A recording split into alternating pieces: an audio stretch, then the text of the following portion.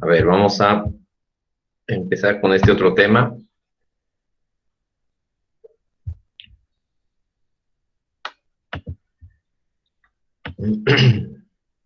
Bueno, el tema que vamos a ver hoy es acerca de la hemoglobina, cómo se sintetiza esta hemoglobina y cuál es el metabolismo que se produce con ella. A ver si vamos a recordar algo de la bioquímica de la hemoglobina. Decíamos que era un compuesto que que tiene como pilares fundamentales 4 grupos hemo y 2 pares de cadenas polipeptídicas. Es decir, que al final tiene 4 cadenas globínicas, ¿no es cierto? 2 pares de cadenas polipeptídicas, 4 cadenas globínicas. Y su grupo hemo, en torno al cual gira bastante de la estructura propia de la hemoglobina. En los eritrocitos está alrededor de 34 gramos por decilitro, una concentración que es más o menos el promedio, y es lo que hemos visto en la concentración de hemoglobina corpuscular promedio que tenemos por eritrocito, ¿no? El peso es alrededor de 68 kilodaltons de peso molecular y sabemos que una de las principales funciones de esta hemoglobina es hacer una molécula transportadora de oxígeno que lleva este elemento hacia los tejidos y, bueno, como principal función, pero también tiene funciones de amortiguador, es decir, de un elemento tipo buffer, amortiguador ácido-base, ¿no? Y estructuralmente vemos que la globina tiene una hendidura para el clivaje del grupo M, las cadenas globínicas tienen una hendidura para el clivaje del grupo M, que les va a permitir la estabilización de la estructura. Tiene esa cadena globínica, ya hablando de la parte proteínica de la hemoglobina, tiene 8 dominios que se designan de la letra A a la H. El grupo M en realidad se encuentra suspendido en la hendidura que está formada por los dominios F, que es una histidina proximal, y el dominio E, que es una histidina distal. Los aminoácidos que están en contacto con el grupo hemo van a ser de tipo hidrófobos, es decir, van a exponer el grupo amino, y hacia el exterior se encuentran los aminoácidos de tipo hidrófilo, que exponen los grupos carboxilo, lo que hace que la molécula vaya a ser hidrosoluble finalmente por la exposición de estos grupos hidrófilos o carboxilos, ¿no? La molécula completa tiene un aspecto esférico y puede portar o transportar hasta 4 átomos de oxígeno. Si nosotros viéramos esta estructura que decíamos, de las cadenas globínicas, decíamos que, bueno, además tiene los dominios A, B, C, D, E, F, G y H, son los dominios de la cadena globínica. Tiene un extremo amino terminal y un extremo carboxi terminal, ¿no? Y cuando decíamos que el grupo hemo se encuentra suspendido entre los dominios F8 y E7, nos referíamos a esto, ¿no? Se encuentra suspendido entre una histidina proximal y una histidina distal. Y en estos puntos es que se encuentran suspendidos los grupos hemo. Bueno, más o menos así, ¿no? Si vemos la cadena globínica en su estructura globular, vemos que el grupo hemo se encuentra suspendido entre los dominios F y E, ¿no? En todas las cadenas globínicas, entre los dominios F y E. Y eso tenemos el grupo hemo. Este grupo hemo, vamos a ver cómo es su estructura y su biosíntesis. Ya vemos que es una protoporfirina tipo 9, ¿no? Un anillo tetrapirrólico con un hierro central que se va a unir a los nitrógenos de la protoporfirina, suspendido en el anillo tetrapirrólico. Y esta estructura está compuesta, hemos visto, por átomos de carbono, hidrógeno, nitrógeno, y conjuntamente se llaman protoporfirina 9. Lleva un átomo de hierro reducido y mediante este va a unirse, lo que decíamos, a las histidinas proximales en el dominio F8. El ion ferroso se une al oxígeno y el oxígeno se va a unir al dominio E7. ¿Qué significa eso? Y cuando hablábamos, perdón, esto más adelante, ¿no? Cuando hablábamos de que la hemoglobina, el grupo hemo, se encuentra suspendido, decíamos que se encuentra suspendido entre el dominio F8 y el dominio E7. Quiere decir que el hierro, una de las valencias del hierro, se va a unir a la histidina proximal La hemoglobina, el hemo se va a unir al hierro por su otra valencia y el oxígeno que se va a unir al hierro va a terminar uniéndose recién a la histidina, a la histidina distal, de tal manera que van a formar los enlaces. Por lo tanto, no es que directamente el hierro a través de sus dos valencias se une a la cadena globínica, sino sí con una de las valencias a la cadena globínica, con la otra valencia se une al oxígeno y el oxígeno se une a la histidina distal para mantener las uniones. ¿No es cierto?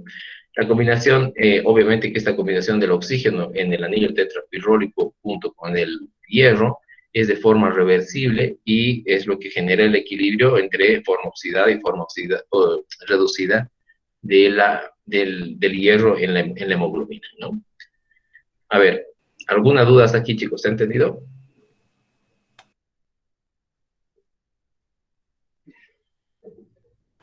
Doctor, ¿está Sí. grabando la clase? Buenos días, doctor. A ver, creo que no.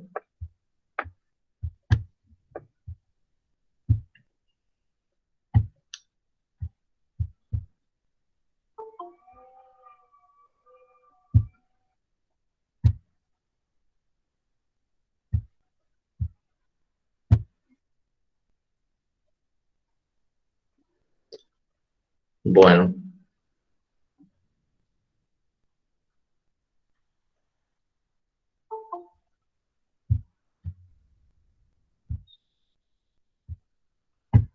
¿Podría grabar la clase, por favor, doctor?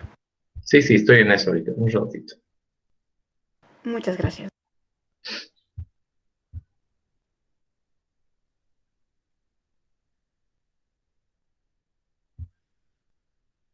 Bueno, está ahí. Estamos grabando, ¿sí?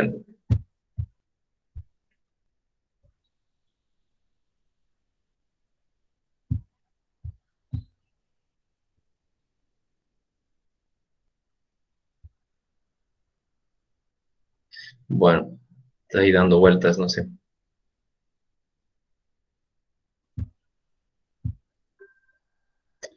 Ya.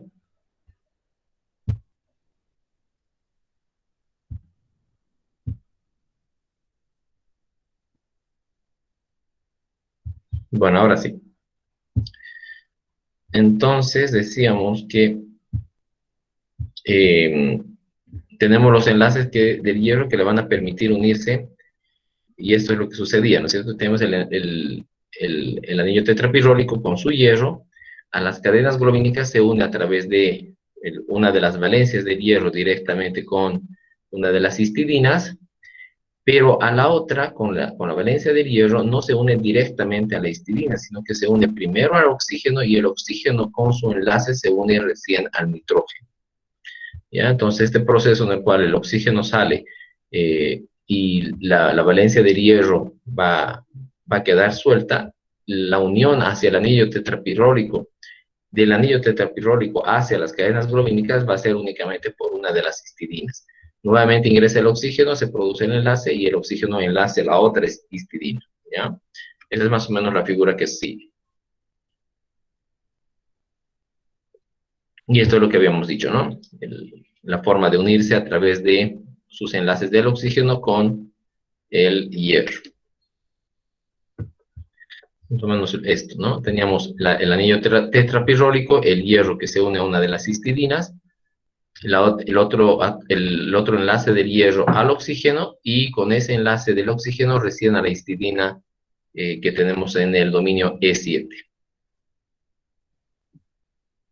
Bueno, sobre la biosíntesis de los grupos hemo, decimos que se va a producir en las mitocondrias y se van a hacer las modificaciones en el citoplasma, como prácticamente todos los elementos, es decir, en el aparato de Golgi.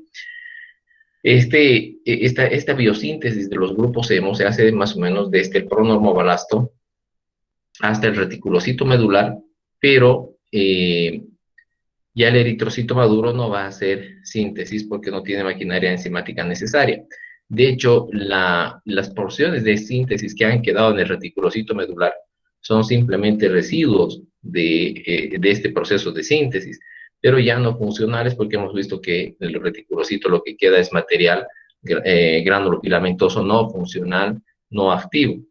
Pues bueno, la biosíntesis de estos grupos hemo va a comenzar con la condensación de glicina y succinilcoenzima A, que, y, y una enzima que le va a producir, que va a dar lugar, perdón, al ácido aminolebulínico. Este ácido aminolebulínico va a sufrir ciertos eventos de transformación hasta llegar a los grupos hemo. Entonces, a ver, decíamos que la condensación entre glicina con succinilcoenzima A nos genera el ácido aminolebulínico. Este proceso es catalizado por una sintetasa, que es la aminolebulínico sintetasa.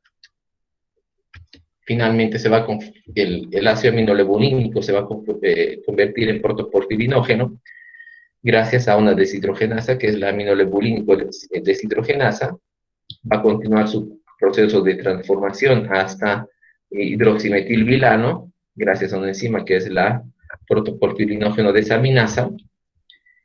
Va a continuar su proceso con una enzima que es la uroporfirinógeno sintetasa hasta convertirse en uroporfirinógeno 3, y una descarboxilasa, la uroporfirinógeno 3 descarboxilasa, va por convertirlo en coproporfirinógeno 3. Finalmente, el coproporfirinógeno 3 se convierte en protoporfirinógeno 9 con una enzima que es una oxidasa, la protoporfirinógeno oxidasa, y continúa su proceso hasta protoporfirina 9, uno de los procesos casi finales en la síntesis del grupo M. También para la protoporfirina 9 trabaja una enzima que es la misma oxidasa.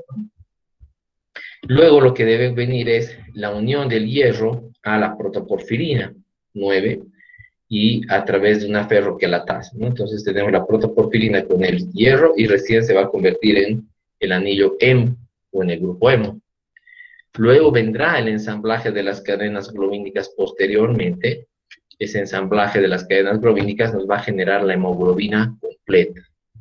Entonces, a ver, empecemos en las mitocondrias. Se va a producir este proceso que hemos dicho que es de síntesis, con la condensación de la glicina y succinilcoenzima A, una enzima que es la aminolebulínico sintetasa, va a ser el compuesto ácido aminolebulínico. Una deshidrogenasa va a convertir en protoporfirinógeno, una desaminasa en hidroximetilvilano, una sintetasa en uroporfirinógeno, una descarboxilasa en coproporfirinógeno, y luego la oxidasa de protoporfirinógeno va a actuar sobre el coproporfirinógeno y lo convierte en protoporfirinógeno 9. La misma oxidasa va a hacer que este protoporfirinógeno se convierta en protoporfirina 9. Va a incluirse en la protoporfirina 9 el hierro con la acción de una ferroquelatasa para recién dar el anillo hemo. Este anillo hemo va a tener que luego sufrir el proceso de ensamblaje con las cadenas globínicas, que lo vamos a ver en un rato. Esas son las modificaciones que se van a dar lugar después. Y vamos a tener recién la hemoglobina completa, recién la molécula de hemoglobina completa. A ver, ¿alguna duda hasta ahí, chicos?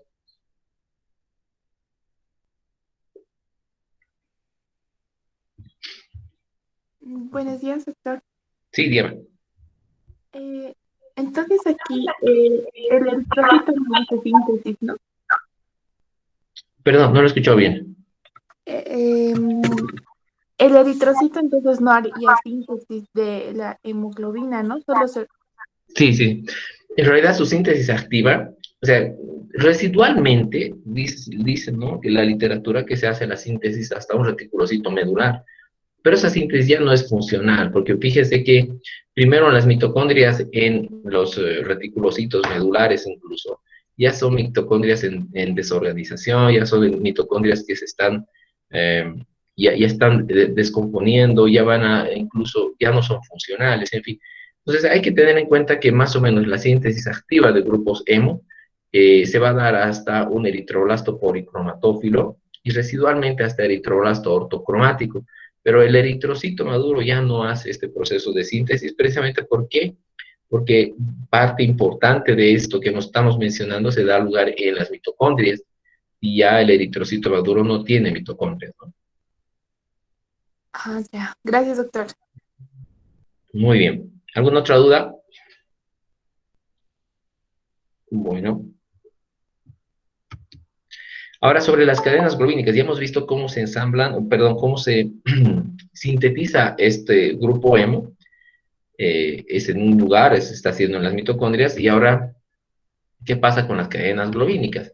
Las cadenas globínicas van a presentar dos pares polipeptídicas de cadenas, es decir, la hemoglobina completa tiene dos pares de cadenas polipeptídicas completas y a estas se les designa con ciertas letras que nos dan el tipo de hemoglobina que vamos a presentar tanto en la edad fetal, o en la edad embrionaria, fetal y adulta, ¿no es cierto? Dependiendo de las cadenas que hay. Pero bueno, dependiendo de las secuencias de aminoácidos que estén presentes o hayan sido sustituidos, tenemos cadenas alfa, tenemos cadenas beta, gamma, delta, epsilon y zeta, ¿no? Hemos dicho que cada cadena globínica tiene 8 hélices y por lo tanto 8 dominios. Esos dominios hemos dicho que van a empezar de un N terminal, es un grupo amino terminal, y un grupo carboxi terminal. Los dominios van de la A, C, D, E, F, G hasta la H, ¿no? Esos son los dominios terminales. Perdón, esos son los dominios que tienen las cadenas globínicas, o que hemos hablado hace un rato, ¿no? Dominio A, B, C, D, E, F, G y H. Estructuralmente y desde el punto de vista funcional es importante esta estructura que mantiene las cadenas globínicas para mantener el equilibrio químico y los procesos de oxigenación y desoxigenación de la hemoglobina sean óptimos. Ya veremos adelante cuando veremos algunas patologías de las hemoglobinas, solamente sustituir un aminoácido por otro en una cadena globínica hace una hemoglobina funcionalmente totalmente diferente. Entonces es importante el equilibrio que se produce en la distribución de aminoácidos que tenemos en las cadenas globínicas para que éstas puedan cumplir sus funciones de oxigenación y desoxigenación de la estructura. Bueno. Claro, obviamente los segmentos van designados entre A a B, de B a C, de C a D, de D a E, a F, de F a G y de G a H, ¿no? Son los segmentos lineales que tiene la estructura globínica. Ahora, así como tenemos el proceso de metabolismo y ensamblaje de los grupos hemo, estas cadenas globínicas también tienen sus procesos de ensamblaje. Primero, habrá que aclarar que las cadenas globínicas se sintetizan en los ribosomas.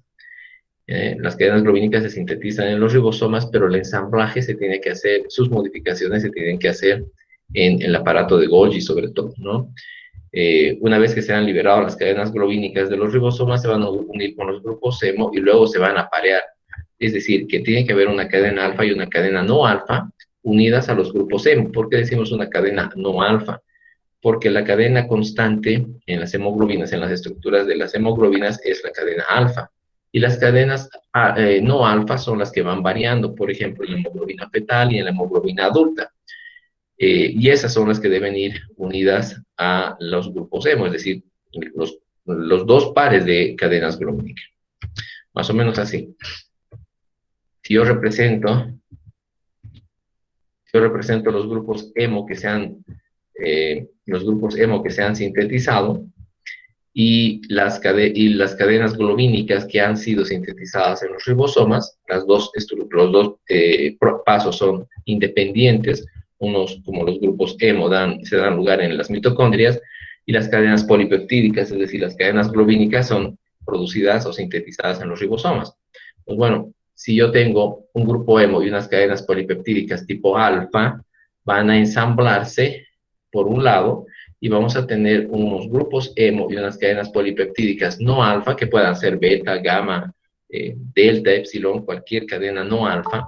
Estas cadenas también ensambladas por separado, vamos a generar primer par. El primer par va a ser el grupo hemo, un grupo hemo unido a una cadena no alfa, y un grupo hemo unido a una cadena alfa. Es decir, uno de los grupos hemo se va a unir a la cadena alfa y va a generar esta estructura. Un grupo hemo unido a una cadena no alfa, que puede ser beta, por ejemplo, se va a unir y van a generar esta estructura. Este es el primer par. Ahora, independientemente, se está produciendo este mismo proceso y va a terminar ensamblándose, fíjense, una cadena alfa con un grupo hemo, una cadena no alfa con otro grupo hemo, y ambos pares van a terminar ensamblándose para generar la estructura de la hemoglobina completa, es decir, dos pares de cadenas globínicas con sus grupos hemo. Todo esto se produce en un ensamblado bien sincronizado en el aparato de Golgi. El grupo hemo, entonces, otra vez, sintetizado en las mitocondrias, las cadenas polipeptídicas sintetizadas en los ribosomas van a sufrir un proceso de modificación por pares. Quiere decir que un par va a estar formado por una cadena o un grupo hemo con su cadena globínica tipo alfa, por ejemplo esto, un alfa con su grupo hemo, y se va a unir a otro par en el cual estamos teniendo un grupo hemo con su cadena no alfa, que también ha sido sintetizada en los ribosomas. Esta cadena no alfa con su grupo hemo van a formar el ensamblaje del primer par. Independientemente, también se está sintetizando otro par de cadenas alfa con grupo hemo y cadenas no alfa con grupo hemo. Recuerden, estas cadenas no alfa pueden ser beta, delta, gamma, cualquier otra de las cadenas que hemos mencionado. Y estos pares van a terminar ensamblándose uno con otro para formar la estructura completa de la hemoglobina. Entonces, dos pares de cadenas alfa, un par de cadenas alfa, un par de cadena no alfa, cada uno con sus grupos hemo, tenemos la hemoglobina completa. Recuerden, dentro de este grupo hemo es la protoporfirina con su IF. Y aquí las cadenas globínicas que hemos mencionado hace un ratito. A ver, ¿aquí alguna pregunta?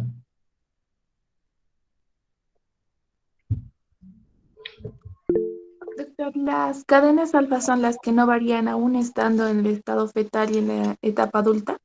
Exacto, son las perdón, son cadenas que se mantienen constantes, ¿no? Las cadenas que van a ir cambiando un poco son las cadenas no alfa, las otras.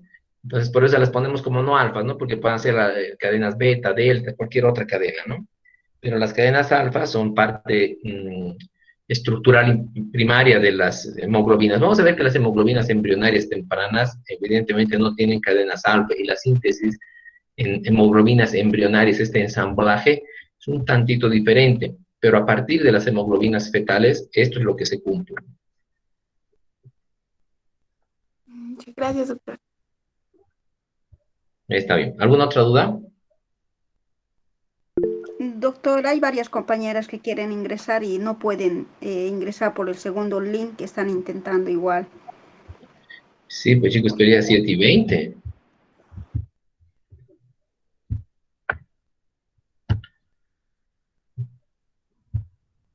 Pero no hay nadie.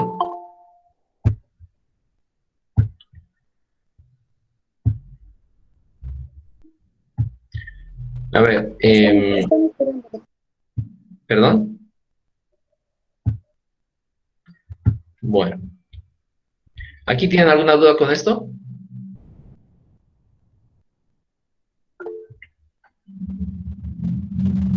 Pregunta, Me sí. dijeron que están a la espera.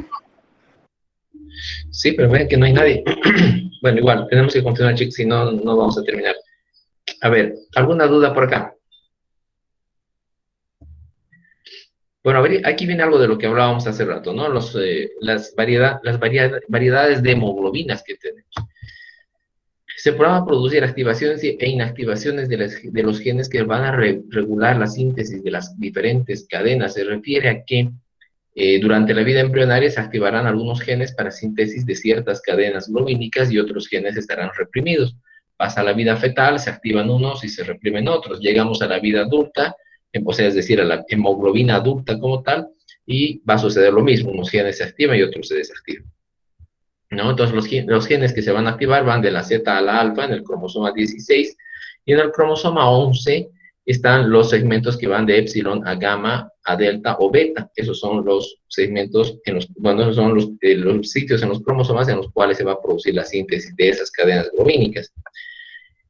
Por ejemplo, estas cadenas que vamos viendo, la Z y la epsilon, solamente se van a expresar durante la vida embrionaria, alrededor de 12 semanas, y después quedan totalmente reprimidos esos genes y ya no se expresan.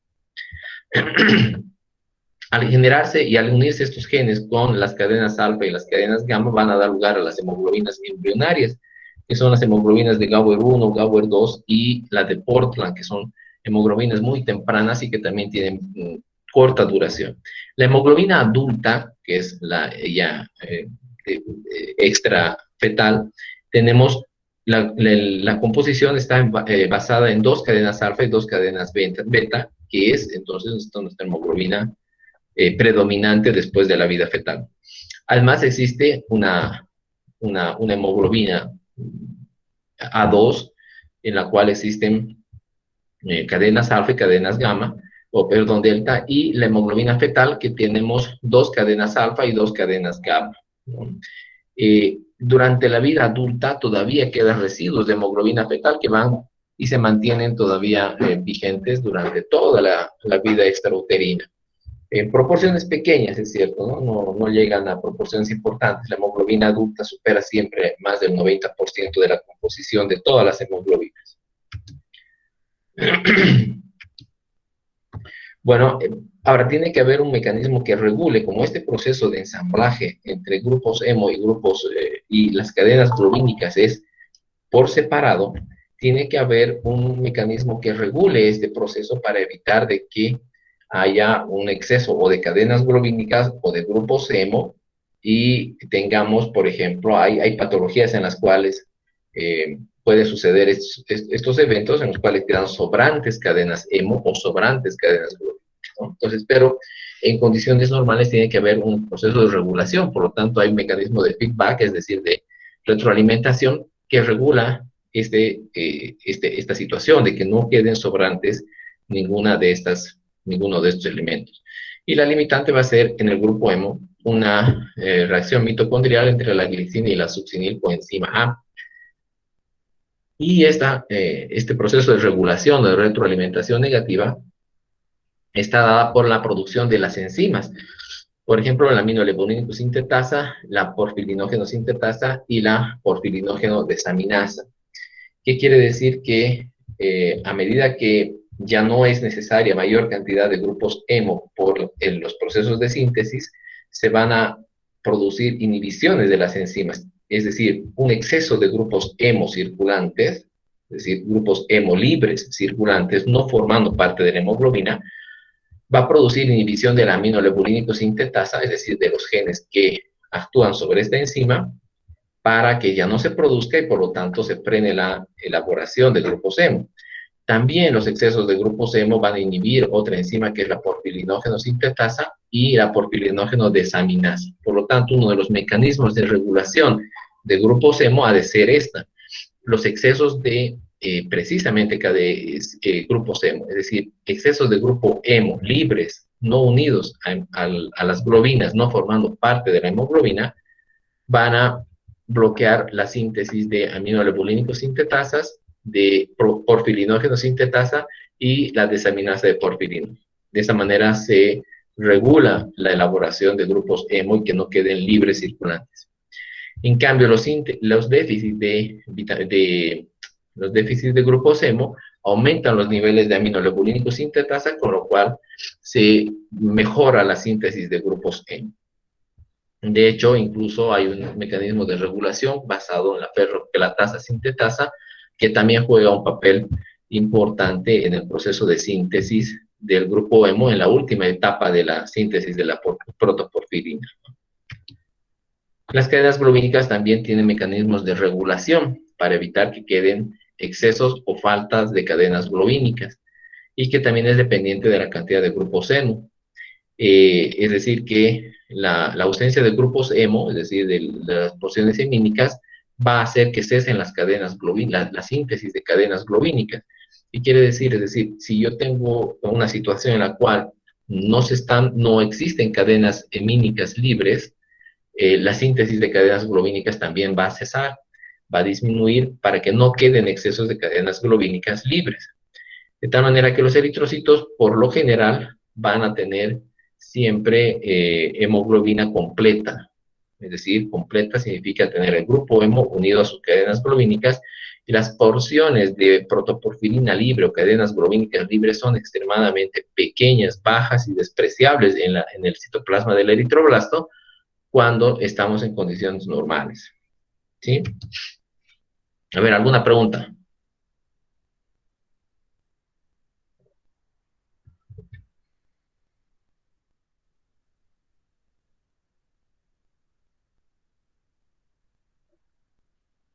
Bueno,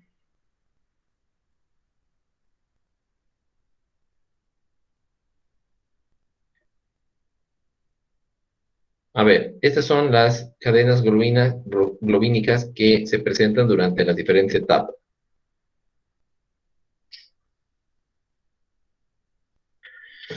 Nosotros vemos que tenemos una vida embrionaria donde se van a producir unas cadenas globínicas, tenemos las cadenas alfa que se producen constantemente, las cadenas gamma que se van a producir hasta llegar a la vida fetal, hasta llegar al final de la vida fetal, y en la vida extrauterina ya vamos a tener cadenas beta como un elemento importante y va a ser la hemoglobina que va a actuar o que va a participar durante toda la vida extrafetal, quiere decir compuestas por cadenas alfa y compuestas por cadenas beta.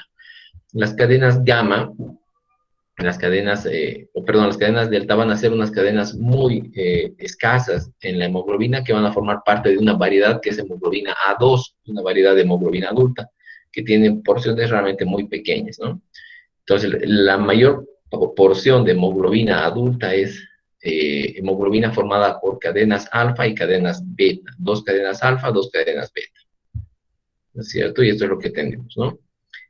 Durante la embriogénesis tenemos en el eritroblasto del saco vitelino cadenas alfa y cadenas épsilon, y luego vamos a tener en la vida fetal las cadenas alfa, las cadenas gamma. Al nacimiento tenemos alfa y gamma en hemoglobina fetal, alfa y beta entre la hemoglobina adulta entre 10 y 40%, pero ya a medida que se hace el cambio de hemoglobina, pasando las semanas después del nacimiento, la hemoglobina fetal alcanza solamente ya 1 a 2%, y la hemoglobina adulta A2 3.5%, y la hemoglobina adulta, que es la que ya conocemos con cadenas alfa y beta, 95%.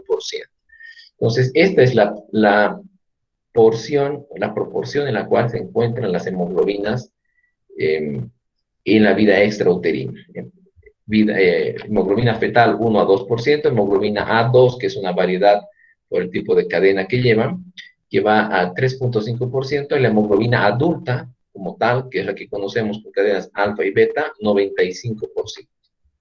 Y esa es la composición de las hemoglobinas y las cadenas globínicas que llevan. Recuerden que quien cambia la mayor parte del tiempo es las cadenas no alfa, ¿no? Bueno. Entonces, una pregunta, doctor. Entonces, por eso Sí. es que se los llaman hay algunas alteraciones en las hemoglobulinas, hemopatías, o sea, alteraciones de la globina, ¿no? Las hemoglobinopatías, todas las hemoglobinopatías tienen su principal blanco es las cadenas globínicas, ¿no? Y de hecho, a ver, tenemos hemoglobinopatías estructurales, y tenemos las talasemias, por ejemplo, también, en las cuales la afectación está siempre en las cadenas globínicas, no en los grupos hemo. En las hemoglobinopatías hereditarias, por ejemplo, que son, bueno, en nuestro medio no son muy importantes, pero descritas sí en textos y en libros. Estas hemoglobinopatías tienen que ver con defectos en las cadenas globínicas por sí, ¿cierto? En las cadenas alfa, en las cadenas beta, a veces son sustituciones solamente de un aminoácido por otro, o a veces son genes que no sintetizan cadena o están ausentes para la síntesis de toda una cadena globínica completa. Por ejemplo, ahí tenemos las alfa talasemias, las beta talasemias, ¿no? Sí, las patologías están relacionadas con las cadenas globínicas y no con el grupo hemo. Solo alteraciones de... Ah, sí, es verdad. Muchas gracias, doctor. Sí. Bueno, ¿cuál es la función que tiene esta hemoglobina? Unir fácilmente el oxígeno en los pulmones, porque tiene una gran afinidad por el oxígeno y el proceso es de difusión pasiva, además, no hay gasto energético. Se hace el transporte del oxígeno y se va a liberar en los tejidos también por gradiente de presión. Un tejido con baja presión de oxígeno, obviamente que él recibe que está viniendo con la hemoglobina con facilidad y no necesita gasto energético para hacer este proceso. Bueno, este oxígeno que se une a los átomos de hierro de la hemoglobina va a unirse de manera reversible, es la idea, ¿no es cierto? Que la unión sea reversible para que no no haya un gasto energético en este proceso. Y nosotros más o menos tenemos los intercambios de oxígeno más o menos así. Nosotros vemos esto un alveolo pulmonar, diremos que la fracción inspirada, la fracción inspirada va a ser más o menos de 158 milímetros de mercurio que van a ingresar en la fracción inspirada, con una porción de CO2 y una presión de vapor de más o menos 6 milímetros de mercurio, llegan a los alveolos pulmonares, y en los alveolos pulmonares solamente, evidentemente, a nivel del mar, alcanzamos los 100 milímetros de mercurio, más o menos, de presión parcial, el CO2 con 40 y el vapor de agua alrededor de 47 milímetros de mercurio. Si esto llega a la circulación arterial, que es lo que se espera, vamos a tener otra vez a nivel del mar alrededor de 95 milímetros de mercurio de presión parcial y en CO2 40. Ya en el circuito venoso esto puede ir variando. Evidentemente vamos a reducir nuestra tensión parcial de oxígeno y vamos a tener más o menos 40 milímetros de mercurio. Vuelve otra vez al alveolo pulmonar y debería ser expirado. Y vamos a tener otras presiones parciales de oxígeno, ¿cierto? Una presión parcial de oxígeno, presión parcial de CO2, que va a aumentar mucho la presión parcial de CO2, que es la que estamos expirando, ¿no? Y la presión de vapor de agua, que también aumenta. Entonces, hay una cosa que a veces uno no se pone a pensar, que nosotros nos deshidratamos no solamente por la piel, nos deshidratamos por la respiración también. Una persona que hace una actividad física intensa no solo se está deshidratando por la piel, se está deshidratando en el momento del proceso mecánico de respiración, porque está eliminando vapor de agua a través de la respiración. Bueno, existe un equilibrio muy interesante que se debe producir entre lo que es el tejido, el plasma y los glóbulos rojos para mantener el proceso de oxigenación y desoxigenación y en realidad el transporte de oxígeno. A ver, el CO2 que lo tenemos en los tejidos va a llegar al plasma, en el plasma va a difundir libremente hacia el eritrocito. Este CO2 más el agua que tiene el eritrocito con una anhidrasa carbónica van a formar el ácido carbónico que se va a disociar y va a liberar unos hidrogeniones que son importantes para la disociación de la hemoglobina, para que el oxígeno de la hemoglobina se disocie. Este oxígeno recién va libre dentro del eritrocito, puede difundir y llegar al tejido para su proceso de oxigenación. Por lo tanto, también saquemos una cosa que es importante, es que el CO2 tiene su función, evidentemente, en el equilibrio ácido-base. Este CO2 que está en el tejido se va a utilizar en el eritrocito para formar el ácido carbónico, este hidrógeno que ha quedado disociado, favorece la disociación de la hemoglobina y el oxígeno queda libre y el oxígeno recién puede difundir hacia los tejidos, ¿no? Ahora, un dato interesante es que el equilibrio, a partir de la disociación de este hidrogenio que es del ácido carbónico, genera este bicarbonato. Y este bicarbonato va a difundir hacia el plasma, primero para actuar como un elemento tampón, un elemento amortiguador, que va a generar el otro elemento importante, que es el shift de cloruros.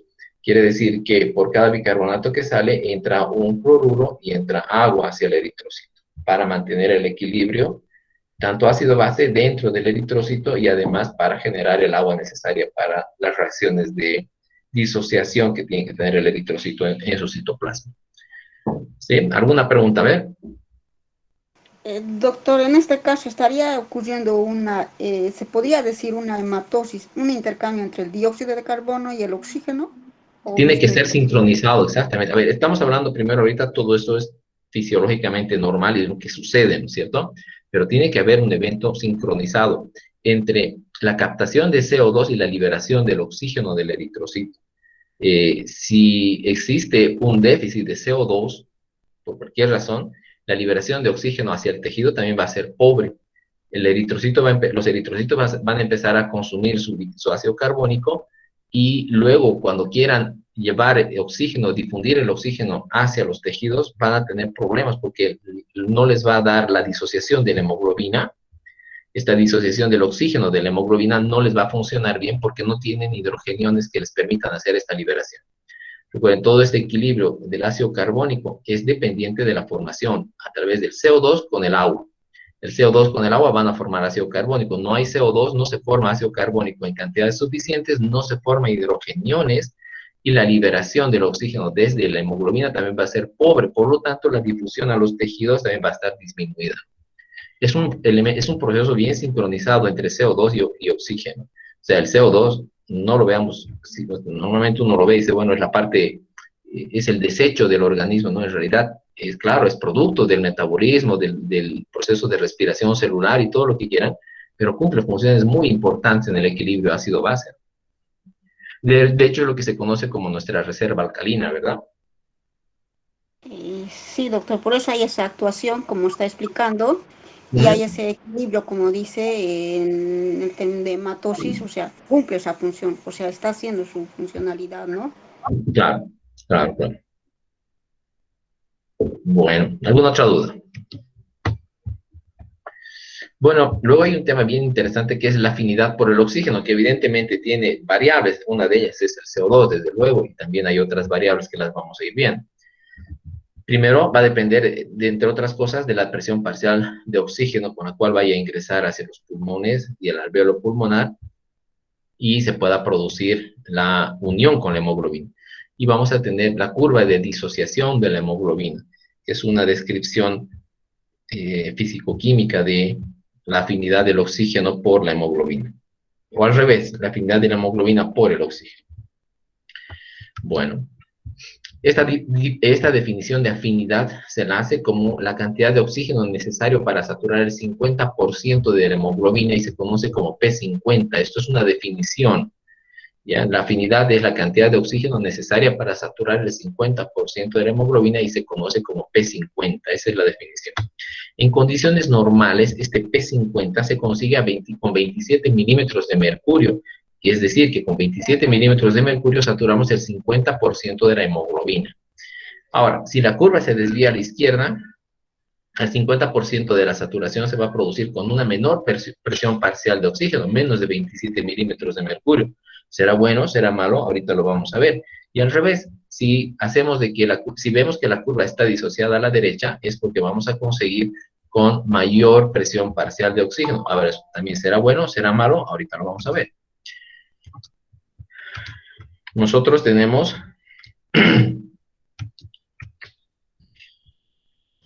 esta curva de disociación, ¿ya? Esta es la curva de disociación.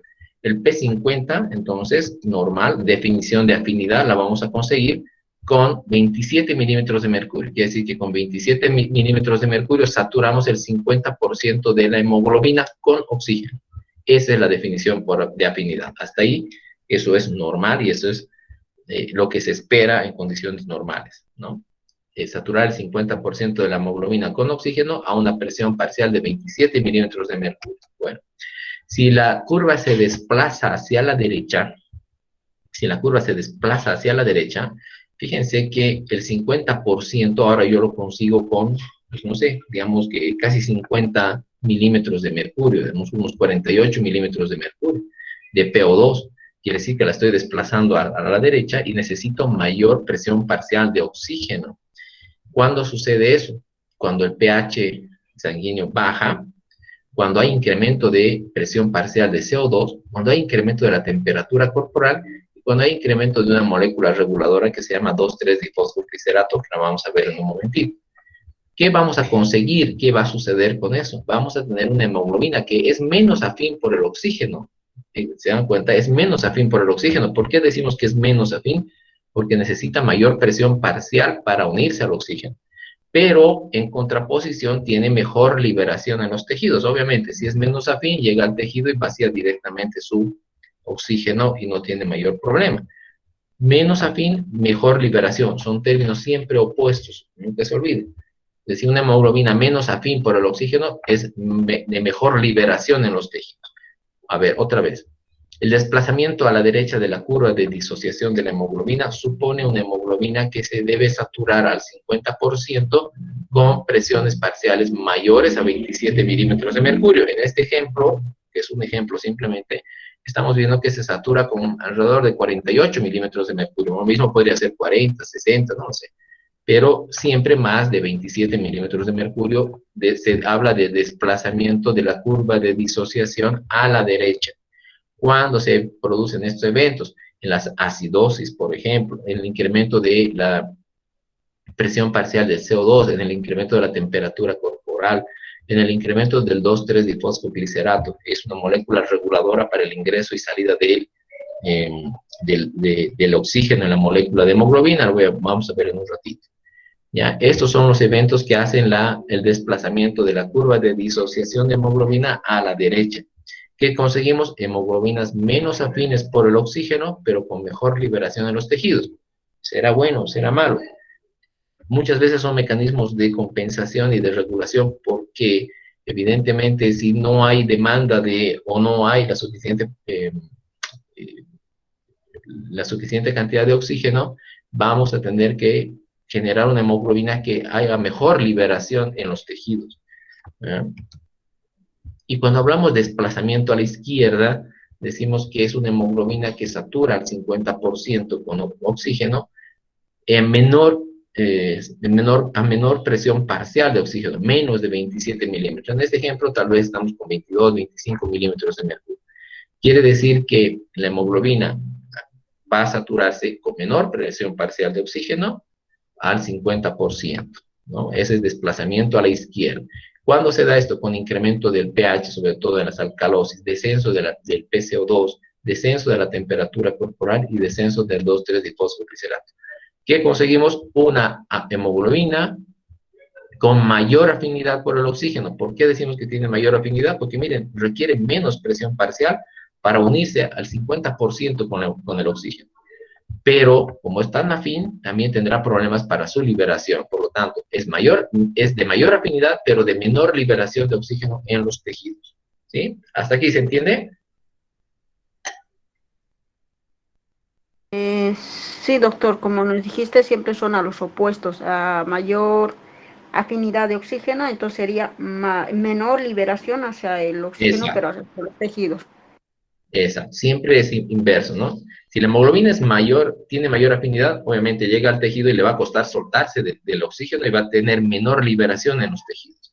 Por lo tanto, a veces que generamos una hemoglobina que anda circulando con su oxígeno, y este es un problema porque se hace además medio vicioso el tema, porque esa hemoglobina está agarrándose su oxígeno, llega al tejido, no lo libera y sigue dando vueltas, pero llega a los pulmones y tampoco puede captar más oxígeno porque ya lo tiene. Es como si estuviera agarrándose ahí el dinero y no lo quiere soltar para comprar nada, igual, va dando vueltas por todo el organismo, no suelta el oxígeno, llega a los pulmones, tampoco puede captar más oxígeno, y realmente se vuelve un problema vicioso, ¿no es cierto? No funciona. Bueno, aquí viene lo del 2,3-difosfoglicerato. El 2,3-difosfoglicerato es una molécula alostérica, quiere decir que puede cambiar su función de acuerdo a la situación, es decir, a otras moléculas también. El 2,3-difosfoglicerato es un regulador de la afinidad de la hemoglobina por el oxígeno y es un derivado del metabolismo aeróbico y anaeróbico en la vía glucolítica. Si ustedes lo recuerdan, en la vía glucolítica teníamos como un intermediario el 2,3-difosfoglicerato. Pues bueno, cuando aumenta la concentración de 2,3-difosfoglicerato en el eritrocito, va a disminuir la afinidad por el oxígeno. En este caso, el oxígeno se va a liberar de la hemoglobina, se va a producir el ensanchamiento de las cadenas beta, y vamos a tener una hemoglobina que se llama en estado tenso. A ver, en imágenes siempre todo es mejor. Cuando tenemos el 2,3-difosfoglicerato, se incrusta entre las cadenas beta, no entre las cadenas alfa ni entre las alfa y las beta. Se incrusta entre las dos cadenas beta en la molécula de 2,3-difosfoglicerato. Al incrustarse en las cadenas beta, no permite la unión del oxígeno a los grupos M de las mismas cadenas beta, no permite, y esto se llama una estructura desoxigenada o desoxihemoglobina por la presencia del 2,3-difosfoglicerato. Cuando el 2,3-difosfoglicerato no está presente, o las concentraciones han bajado del 2,3-difosfoglicerato en el eritrocito, en el citoplasma del eritrocito, la estructura se vuelve relajada. Por lo tanto, las cadenas beta tienen el espacio suficiente para la unión del oxígeno hacia sus grupos hemo y podamos tener una hemoglobina oxigenada u oxihemoglobina en una estructura que se llama relajada, lo que nos permite la unión de los grupos o del oxígeno en las cadenas globínicas beta. Entonces, el 2,3-difosfoglicerato, que es un intermediario derivado de la vía glucolítica y que depende sus concentraciones de esa vía glucolítica, va a tener la función de ser regulador de la unión del oxígeno en las cadenas beta, sobre todo. ¿Por qué? Porque decimos que el 2,3-difosfoglicerato se une entre las dos cadenas betas, no entre cadena beta y alfa, y no entre cadenas alfa, siempre entre cadenas beta. Por lo tanto, al estar unido en las cadenas beta, genera tensión en la estructura de la cadena beta y no favorece la unión del oxígeno a los grupos hemo de las cadenas beta. Sí se va a poder unir a los grupos alfa con algo más de facilidad, pero también ha quedado restringida esa unión por la misma tensión que ha generado el 2,3-difosfoglicerato. Claro, no ingresa dentro de las cadenas beta, pero tensa toda la estructura. Este 2,3-difosfoglicerato, si bien no entra dentro de las cadenas alfa, pero va a tensar toda la estructura de la hemoglobina. Y vamos a tener la dificultad no tan grande de unión de oxígeno a la hemoglobina en las cadenas alfa, pero sí la va a haber.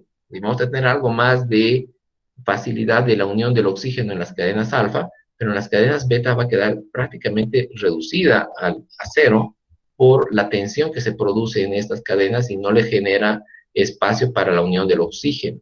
Cuando no hay 2,3-difosfoglicerato, esta estructura se relaja, y fíjense que va a quedar totalmente abiertos los espacios para que el oxígeno pueda unirse en las cadenas globínicas en las 4 posiciones y podamos tener una hemoglobina una oxihemoglobina o hemoglobina oxigenada, ¿no es cierto?, en los hierros de los grupos hemo.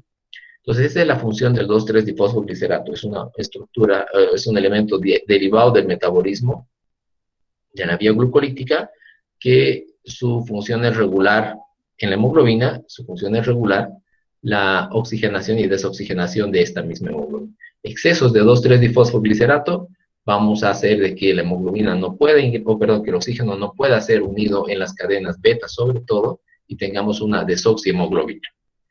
A ver, ¿alguna duda, chicos?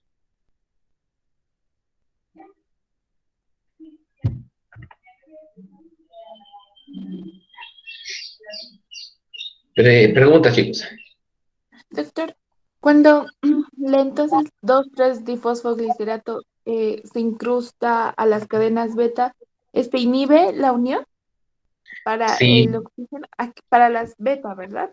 exacto. A ver, claro, Ah, evidentemente decimos que la afinidad del 2,3-difosfoglicerato es por unirse entre cadenas beta, que claro, evita o disminuye la afinidad del oxígeno en la misma estructura, ¿no es cierto? Pero esta tensión que se produce se refleja en toda la estructura, por lo tanto también la unión de oxígeno en las cadenas alfa se ve reducida, no en la misma proporción de lo que se ve en las cadenas alfa, pero también se ve reducida en las cadenas, en las cadenas beta, pero también se ve reducida en las cadenas alfa. Toda la estructura se va a tensar, no deja espacio para la unión del oxígeno en los grupos E. Cuando el 2,3-difosfoglicerato no está presente, la estructura misma de la hemoglobina se relaja y dan los espacios para la unión del oxígeno en los grupos E. Este 2,3-difosfoglicerato, entonces, otra vez, derivado del metabolismo en la vía glucolítica, ¿no? ya. Gracias, doctor. Bueno, ¿alguna otra duda? No, está bien. Entonces, el 2,3-difosfoglicerato es donde no hay esa relajación y cuando no está este grupo, ahí es donde se relaja recién este grupo, ¿no? La estructura, sí. La estructura misma se va a La producir, estructura. se va a relajar, exacto. Bueno, ahí terminamos con este tema de hemoglobina. Eh, a ver, tenemos exámenes de prácticas este viernes, ¿no es cierto? Y bueno, vamos a hacer el examen de prácticas con todos los temas que hemos avanzado, con todo lo que ya les he pasado de material hasta anoche, y la lectura de nuestras guías de prácticas relacionando con esos temas. Es decir, hemos visto temas, el recuento de glóbulos blancos, además vamos y leemos en nuestra guía de prácticas lo que dice sobre el recuento de glóbulos blancos. Dosaje de hemoglobina, vemos el video, la explicación de clase y además vemos lo que teníamos en la guía de prácticas de la gestión. O sea, vamos a leer todo ese material para las prácticas o para el examen de prácticas, ¿ya? Cualquier duda, a ver, pregunten. Tenemos, creo que fijado para las 7:30 de la siguiente semana, creo, ¿no?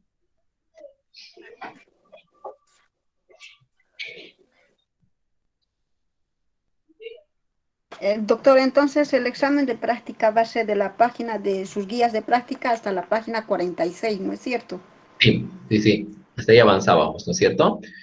Donde teníamos todo lo que habíamos visto. Siempre en prácticas hemos tratado de hacer los videos, explicarlos y además irnos a la guía de práctica para que veamos lo que íbamos a hacer en la situación presencial y todo explicar nuestra guía. Entonces, hasta la página 46 tenemos la guía de prácticas para apoyarnos y estudiar para el examen, ¿no? Buenos días, doctor. Muy Entonces, bien. el día viernes sería a las 7:30 porque se había quedado que a las 6:30. O a Ah, esa no, hora será, doctor. no, no, está bien 6:30, no hay problema. Solo yo que no me acordaba si era 7:30 o 6:30. No, está bien Oye, 6:30. doctor, Está muchas bien. gracias. No, no pasa nada. Entonces, 6:30 confirmado. Soy yo que no me acordaba la hora. Eh, Cualquier duda entre la semana, avísenme y me preguntan y la vamos resolviendo, por favor, chicos. No quiero que lleguen al examen y con alguna duda sobre la evaluación o temas relacionados. Por favor, si tienen alguna pregunta, alguna duda en el transcurso de la semana, me la van haciendo conocer, o en el grupo o a través de su representante. Doctor, buenos días. Sí, buen día. El viernes dijo que hoy iba a aclarar más o menos lo que iba a entrar al examen como ejercicios y Ah, esas bueno, cosas. sí, sí, a ver, de ejercicios tenemos cosas bien, bien básicas, ¿no es cierto? Bien elementales, cálculos sobre eh, recuentos de glóbulos blancos, de glóbulos rojos, volúmenes corpusculares que estaban ahí, hemos visto algo en su guía. Después no tenemos mayores cálculos que hacer, pero las situaciones son más relacionadas con eventos prácticos que con eventos teóricos, ¿no es cierto? Es decir, las preguntas son más de práctica que de teoría. Todo lo que hemos hablado y todo lo que está en la guía es lo que ingresa al examen. Eso no hay cosas nuevas. Ahora, probablemente un ejercicio planteado ahí de cuántos glóbulos blancos habrá si tiene esta situación de conteo en una cámara de Neubauer, cosas así. Pero no hay nada extraordinario y nada fuera de lo que hayamos avanzado en los grupos de prácticas.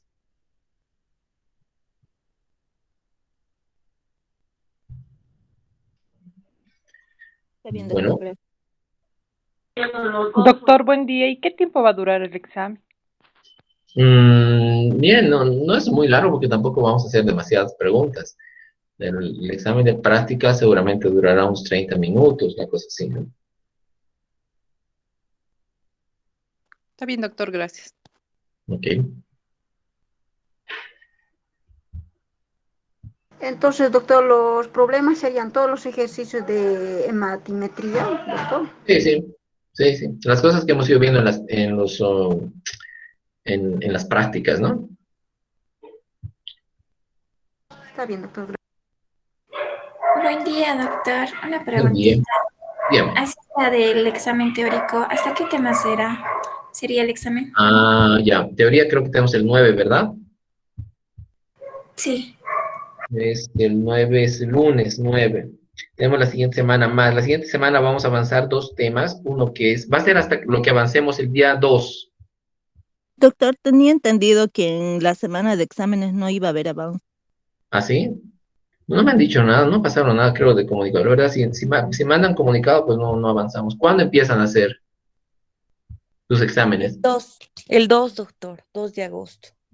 El 2 empiezan los exámenes. Sí. Bueno, ¿qué sabemos de eso, Marisol?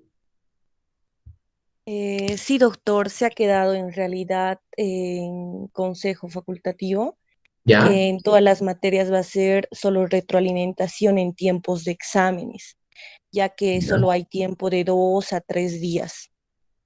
Por ese Ya, sentido es que solo va a haber retroalimentación y no avance, para que todo se vaya preparando, para que nos ya. vayamos preparando para los Ok. exámenes. Bueno, Gracias, entonces no hay doctor. problema. Quedamos así, no hay problema. Vamos a hacer prácticamente hasta aquí el último tema, entonces. Está bien, doctor, muchas gracias. Bueno, Doctor, este tema que hemos terminado, ¿va a quedar al examen? sí, este tema sí. Claro, porque es el último, digamos, ¿no? Gracias, doctor. Muy bien. Bueno, chicos, creo que nos veríamos la siguiente semana y con los de prácticas en el examen. Que tengan buena semana, chicos, chicas. Hasta luego, doctor. Gracias, Gracias. doctor, igualmente. Hasta Hasta luego. luego, doctor.